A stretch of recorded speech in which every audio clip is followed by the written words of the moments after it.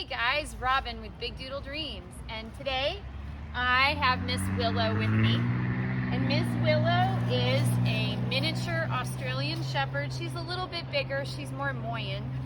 And as you can see, she has the blue eyes just like my Jessie has. She's beautiful, the red tri with the blue eyes. And Miss Willow is 2 years old and about to finally have her first litter. But I wanted you guys to meet Miss Willow before I covered the topic and the subject matter of what I felt was really relevant right now. So we're getting ready for all of these fun holidays. Everything from Halloween to Thanksgiving and Christmas. Yes, you can't jump up. I know, now I'm gonna be dirty. It's the way it goes with a dog, you always get dirty. So, you know, holidays are fun, but they pose a number of challenges and a number of risks. And the concern is that if you're not prepared, you could put your dog into a position that could wind up being risky and could wind up where you're taking a trip to the vet. And that's no fun. I mean, really, when you're trying to have a holiday and, you know, offices are not open over the holidays. I mean, it would be so much better if we didn't have problems and occurrences. So getting ready for the holidays. There's three main things that I wanted to cover on this that I feel are very, they're the most obvious. The first one is fireworks, which essentially I kind of covered in another video. My Happy 4th of July video, you can see all the fireworks and the reaction that my dogs gave, which was nothing.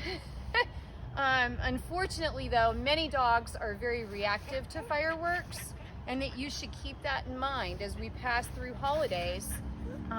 You know, when we get to the first, you know, we're gonna have fireworks. We're gonna have that happen again. So being ready, knowing that your dog is reactive to those fireworks, and then setting a plan in place. How are you going to prevent them from running off, prevent them from losing their cool? How are you going to keep them from not becoming so super stressed out during that time period? So keeping that in mind, if you know you're going to have fireworks, take your dog out long ahead of time before those fireworks. Play music in your house or a sound machine. I have multiple sound machines in my house. I have to. It just makes sense. That way they're not listening to the outside if they never hear it. So preventative, and I apologize. You gotta have a truck pass through. So, you know, when you think about the fireworks, it's not just 4th of July, it's on other holidays as well, and you really do want to prepare for it just like you would for a thunderstorm.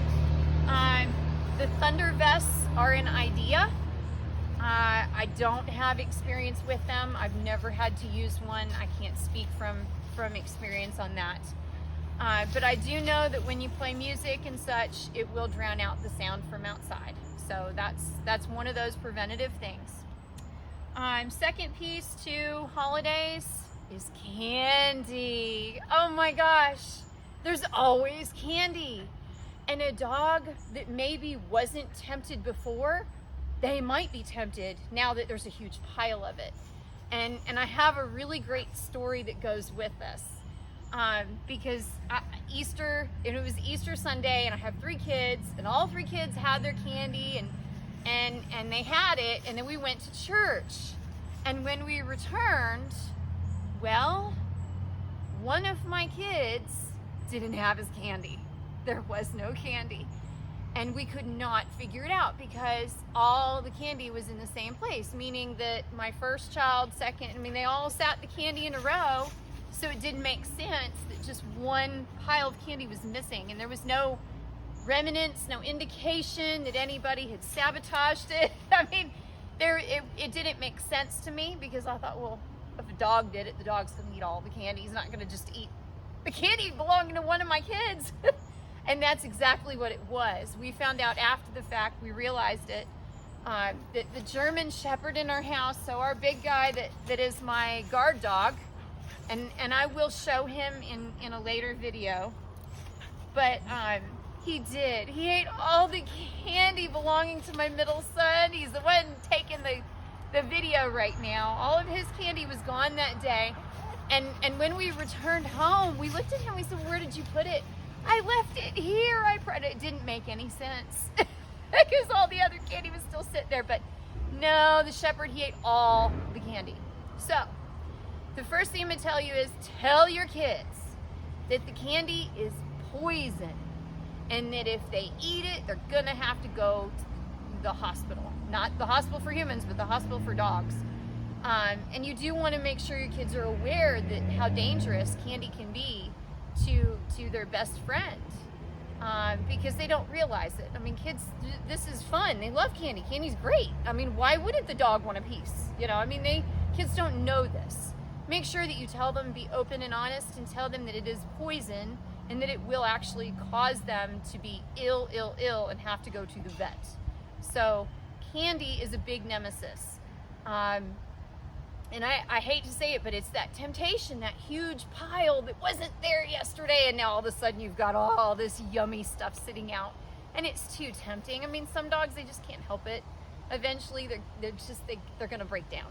So, but our fun story of only one set of candy missed it. I was determined that my son misplaced it. Oh my goodness, it was so funny that morning. So, the next thing I'm going to tell you is, and we always forget about it unless you've been, had a puppy in the house for a while, but your power cords. You're plugging in Christmas lights, decorations, all that fun stuff. When you go plugging in all of that electricity, you risk that, oh, hey, Mom left out this brand new rope here for me to play with. It wasn't here yesterday, but it's here now, and boy, this looks like fun. And that's a risk because you don't want them chewing on it. I've had the question of what about bitter apple spray? That's nice, but some dogs actually like the taste. So if you opt for the idea of coating the cord with a flavor that they are, as a deterrent, you want to test that deterrent before you actually use it. Because if it's something that they liked, then you have now created a totally different animal to deal with. So, but power cords, your candy, and your fireworks, those are your three biggest problems. The holiday that brings the most anguish to dog owners is the 4th of July. That is the worst holiday for dogs, I have to tell you. Fireworks seem to be one of the biggest issues. So, guys, if you're traveling, travel safe with your dog. Remember to bring your records. Remember to bring everything to keep your dog safe. So if you know that you're going to leave, whether you're visiting a friend and you're in a house or you're at a place where you're staying, make sure that you have a crate. Make sure you have a process. Make sure that you have everything you need to keep your dog safe. Traveling can also be a hazard and can be dangerous. So keep these things in mind. Enjoy your holiday, whatever holiday you may be having. Right now it's Halloween, but we have so many coming up. I can't wait. All the lights and all the fun, and yes, and all the candy. So, guys, take care. Subscribe to my channel, and I will see you soon.